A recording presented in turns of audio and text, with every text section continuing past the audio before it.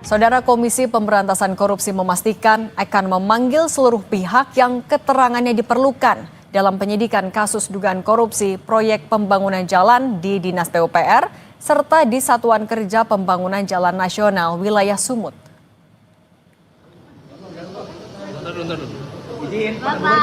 Gubernur Sumatera Utara Bobi Nasution menjadi salah satu pihak yang disebut berpeluang diperiksa sebagai saksi dalam perkara ini. Hal itu disampaikan juru bicara KPK, Budi Prasetyo, Senin 30 Juni.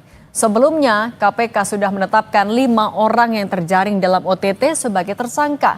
Salah satunya, Kepala Dinas PUPR Provinsi Sumatera Utara, Topan Obaja Putra Ginting.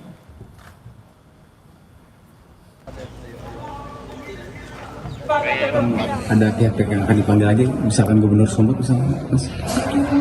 KPK saat ini masih melakukan analisis dan pendalaman dari pemeriksaan para pihak, baik para tersangka, ya kemarin kita juga menetapkan 5 orang sebagai tersangka, dan juga pihak-pihak lainnya yang juga diperiksa pasca kegiatan tangkap tangan. KPK kemungkinan untuk memanggil pihak-pihak siapa saja. Sebelum ditangkap KPK, Kepala Dinas PUPR Sumut Topan Ginting melakukan sidak mobil dinas di jajaran kantor PUPR Sumut pada tanggal 24 Maret 2025. Dalam video yang diposting Topan Ginting di akun Instagramnya ini, Topan dengan tegas menegur stafnya karena ketidakberesan dalam catatan aset kendaraan di Dinas PUPR Sumut.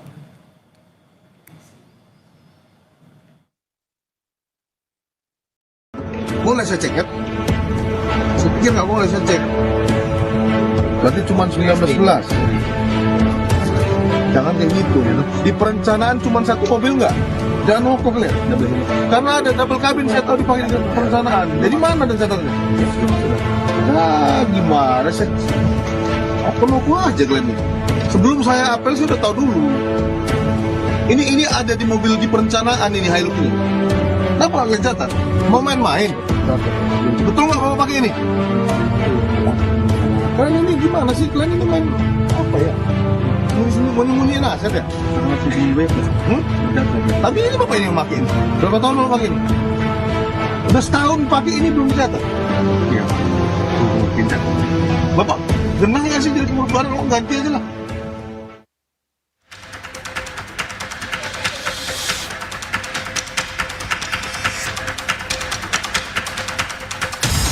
Komisi Pemberantasan Korupsi sudah menetapkan Kepala Dinas Pekerjaan Umum dan Penataan Ruang Provinsi Sumatera Utara, Topan Obaja Putra Ginting sebagai tersangka kasus dugaan suap proyek pembangunan jalan.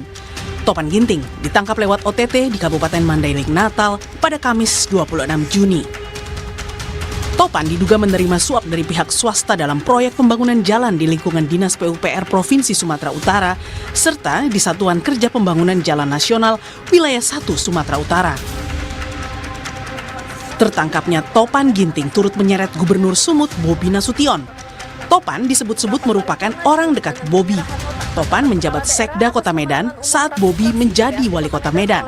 Setelah Bobi naik menjadi Gubernur Sumatera Utara, Topan pun dilantik menjadi Kepala Dinas PUPR Sumut pada 24 Februari 2025. Meski begitu, Bobi berdalih tak hanya Topan yang berasal dari Pemkot. Ia menunjuk sejumlah pejabat Pemkot yang ikut dengannya di Pemprov Sumut. Bobi pun mengaku siap jika KPK memanggil untuk dimintai keterangan. Pak Gubernur, Pak Topan disebut orang dekat Pak Gubernur, gimana Pak tanggapannya Pak? Terutama Pak Topan kan dibawa dari Pemko juga sama. Iya, banyak yang banyak dibawa dari Pemko. Pak Sulaiman, Inspektur, ada beberapa yang kita bawa dari dan namanya proses hukum kita bersedia saja ya. Itu bersedia saja. Apalagi kalau tadi katanya ada aliran uang. Guna mengungkap aliran dana dari proyek bernilai 231,8 miliar rupiah ini, pakar hukum tindak pidana pencucian uang menilai Gubernur Bobi sangat penting untuk turut diperiksa KPK. Pasalnya, posisi seorang kepala dinas sangat erat dengan gubernur dalam pelaksanaan teknis program kerja kedinasan. Seberapa penting menurut saya sih penting sekali ya namanya gubernur untuk diperiksa. Penting sekali. Jadi gini, yang namanya gubernur ini kepala dinas provinsi itu kan dekat sekali hubungannya, sampai bahkan ada sudah dirilis bahwa kong kali kongnya sedemikian rupa, bahkan dibilang nanti tunda dulu seminggu supaya nggak mencolok dan sebagainya. Berarti KPK sudah mendapatkan sadapan-sadapan rencana mereka akan melakukan korupsi dan kemudian ada aliran-alirannya. Nah nanti harusnya ini terlibat apa tidak terlibat ya. Ini gubernur harus diperiksa gitu. Jadi jangan juga ragu gitu ya. Pasca penangkapan Kadis PUPR Sumut, sejumlah papan bunga terpasang di Jalan Karya Wisata Medan sebagai ungkapan dukungan kepada KPK karena telah menangkap Topan Obaja Putra Ginting. Tim Liputan Kompas TV.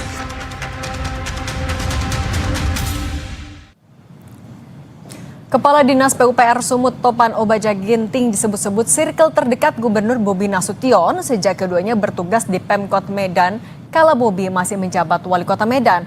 Meski sejauh ini KPK belum meminta keterangan Bobi sejak Topan terjaring OTT pada hari Kamis lalu. Lantas apa yang harus diupayakan KPK untuk mengusut tuntas aliran dana proyek jalan di Provinsi Sumut ini? Sudah ada bersama kami mantan Wakil Ketua KPK Laude M. Syarif dan dosen Ilmu Politik Universitas Sumatera Utara Indra Fauzan. Selamat petang semuanya. Petang, Mbak. Petang, Mbak.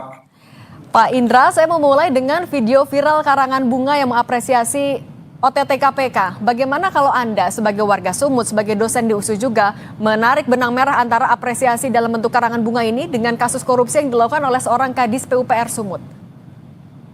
Ya, kalau dilihat ya mungkin ada bentuk apresiasi terhadap KPK, ada juga bentuk pemberian semangat, dorongan untuk penyelesaian kasus ini. Jadi persoalannya adalah bahwa selama ini kan proses dari proses dari pengusutan yang dianggap sebagai kasus-kasus besar itu mungkin tidak bisa terrealisasi. Tapi gambaran dari karangan bunga ini menunjukkan bahwa masyarakat mungkin ya secara khusus melihat bahwa kasus ini harusnya diselesaikan ya secara tuntas ya, tidak hanya sekedar berhenti pada kasus-kasus tertentu. Makanya saya melihat bahwa kalau karangan bunga ini ya mungkin bentuk apresiasi ya, lebih kepada apresiasi dan dukungan terhadap KPK, karena kan selama ini kita melihat bahwa KPK mungkin agak kalah geraknya ya daripada institusi aparat yang lain ya, cenderung agak menurun kinerjanya terutama terkait dengan kasus-kasus besar. Makanya mungkin ada dukungan dari elemen-elemen masyarakat untuk penyelesaian kasus ini. Jadi kita melihat ya sebagai sebuah dukungan ya terhadap penyelesaian kasus ini. Termasuk kalau Anda melihat urgensi untuk periksa sesegera mungkin? Kalau persoalan diperiksa sesegera mungkin atau tidak, saya tidak begitu memahami proses ya. Tapi kalau bagi saya melihat dari perspektif politik ya, bahwa persoalan penyelesaian masalah ini kan tidak bisa berdasarkan asumsi-asumsi belaka gitu ya, bahwa misalnya ini aliran dana seperti ini. Makanya KPK pasti punya data-data ya, punya fakta-fakta. Kemudian juga mungkin sudah melakukan proses-proses penyadapan sehingga itu bisa dinaikkan menjadi bukti. Nah, kalau misalnya itu diselesaikan, saya rasa baik ya, bagus sekali bagi pemerintahan Kota Sumut ya, pemerintahan Provinsi Sumatera Utara. Karena apa? Untuk membersihkan nama mereka juga biar tidak terkait-kait ya. Jadi sehingga kalau ditarik-tarik kan capek juga secara psikologis di pemerintahan provinsi ya, seolah-olah pemerintahan ini korupsi dan lain sebagainya. Alangkah lebih baiknya kalau memang ini menjadi sebuah momentum untuk pemerintah provinsi untuk menyatakan bahwa mereka tidak terkait dengan kasus-kasus tertentu. Nah, untuk membuktikan itu Pak Laude, konteksnya Pak Topan baru menjabat selama 4 bulan jadi Kadis PUPR. Nah, apakah kalau dalam kasus korupsi di tingkat kepala dinas, bagaimana untuk mencari aliran dananya? Apakah memang berhenti di kepala dinas saja atau bagaimana cara KPK mengendus ada atau tidaknya pihak-pihak lain? Ya, terima kasih Mbak. Biasanya kalau khususnya karena ini adalah kasus yang melibatkan tangkap tangan, ini ada beberapa hal. Nomor satu bahwa biasanya KPK itu melakukan sebelum tangkap tangan ada namanya penyelidikan tertutup. Pada saat penyelidikan tertutup itu bisa pengamatan, bisa penyadapan dan seterusnya, biasanya disitulah didapatkan informasi-informasi awal. Dan untuk pada saat operasi dilaksanakan itu, biasanya mereka sudah mendapatkan informasi yang matang dari para informan dan hasil dari penyelidikan tertutup tadi. Mengenai keterkaitan pihak-pihak lain, itu biasanya didapatkan dari dari 3 hal. Nomor 1 adalah keterangan orang-orang dari awal atau yang terlibat. Yang kedua adalah keterangan dari para saksi yang telah ditetapkan menjadi tersangka. Dan yang ketiga biasanya adalah dari aliran dana, Ketika yang kategori kategori yang pertama itu dari hasil penyelidikan dan pengamatan itu biasanya termasuk rekaman suara biasanya. Jadi biasanya kalau di KPK itu kalau orang-orang yang terlibat atau orang yang mau dipanggil, misalnya saya ingin panggil Pak Indra, maka sebelum saya panggil Pak Indra, maka saya menyiapkan dulu bukti-bukti tentang keterlibatan Pak Indra. Saya dapat dari mana itu? Dari banyak tempat yang kemungkinannya mengetahui tentang Pak Indra. Berarti Karena untuk kalau menjadwalkan tiba-tiba kalau pemeriksaan dipanggil tidak ada informasi tentang itu. Jadi mungkin saja KPK sedang dalam proses itu. Oke, mengumpulkan bukti dulu untuk melakukan langkah selanjutnya. Pak Indra, tapi kalau Anda bisa bantu gambarkan kepada kami juga sebagai warga Sumatera Utara dan dosen ilmu politik di USU, bagaimana Anda melihat kedekatan antara Topan dan juga Bobi Nasution di sana? Ya, kalau kita melihat rekam jejak saja ya, Mbak. Kalau sebagai warga Sumut ya, saya melihat prosesnya adalah karir politik, karir birokrat ya Pak Topan ini kan cukup melesat ya pada masa atau era Pak Bobi Nasution ya. Beliau dari camat di Tuntungan kalau tidak salah, kemudian naik ya melalui proses proses administratif yang jelas ya, terbuka. Kemudian menjadi kepala dinas PUPR di Kota Medan, dan ketika momen-momen pilkada beliau menggantikan sementara ya PLT Sekda Pak Widya ya. Jadi itu karir beliau cukup bagus saya rasa ya, melihat dari track record karirnya. Kemudian itu tadi juga kita sudah sama-sama lihat bahwa ketika Pak Bobi Nasution naik ke provinsi, ada 3 orang kalau tidak salah waktu itu diangkat dibawa langsung dari Kota Medan ya. Tentunya ini menjadi pertanyaan-pertanyaan juga kan gitu. Dan walaupun Pak Bobi kemudian menyatakan tidak begitu dekat dengan Pak Topan, nah proses kedekatan itu kan tidak tahu ya seperti apa persepsi dekat ini. Apakah persepsi kedekatan secara institusi, persepsi kedekatan secara kinerja, atau mungkin secara kepribadian, kan kita perlu melihat lebih dalam.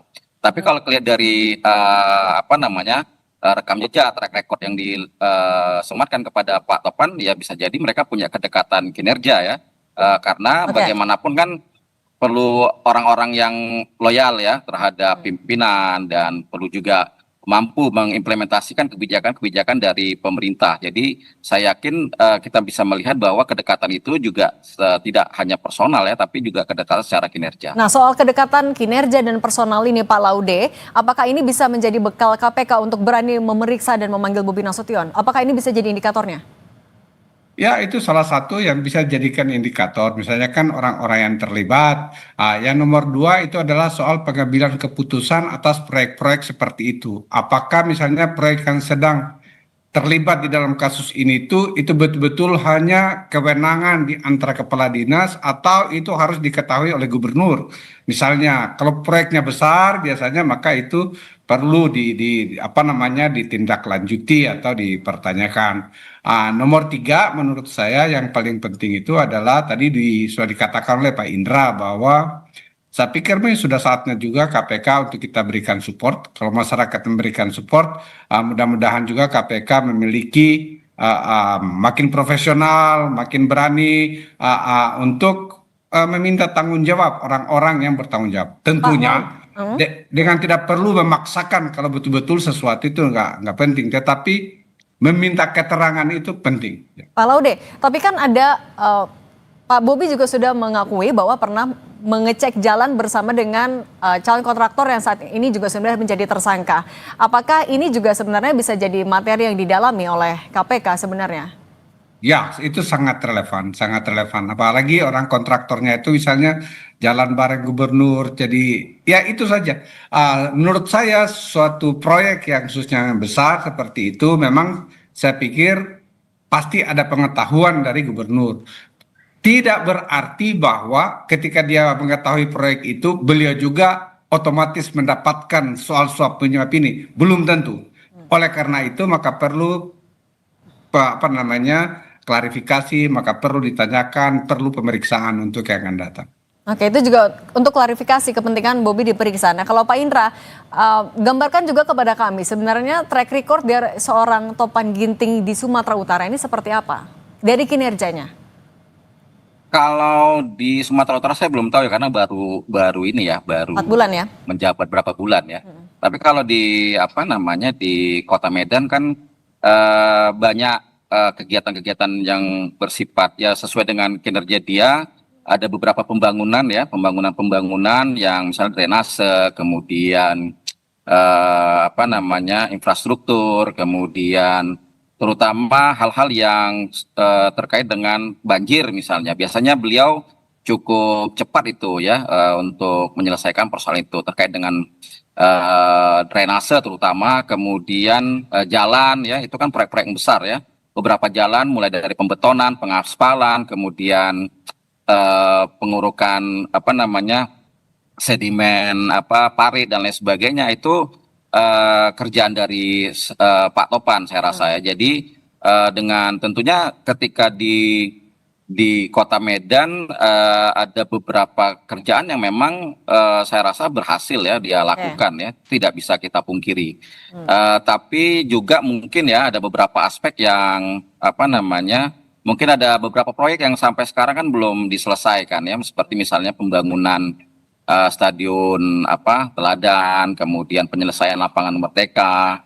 Nah itu kan ada memang proyek multi years dan kita tunggulah dia sebagai warga Kota Medan untuk menyelesaikan proyek-proyek tersebut. Oke, Pak Laude, Ya. PPATK kan juga bisa sebenarnya ikut menelusuri aliran dananya. Tapi untuk PPATK sendiri, apakah sifatnya menunggu permintaan dari KPK atau bisa terjun langsung? Ya, ada dua. Jadi kalau misalnya salah satu tugas PPATK itu kan menelusuri transaksi-transaksi yang dianggap dicurigai, suspicious transaction namanya, ya, yang seperti itu. Yang kedua bisa juga atas permintaan aparat penegak hukum. Ya kita tidak tahu sekarang. Kalau waktu saya di KPK dulu, biasanya setiap ada OTT seperti ini, besok atau 2 hari setelahnya ya kita minta kepada PPATK untuk memeriksa ya beberapa aliran dana, uang proyek dari mana saja.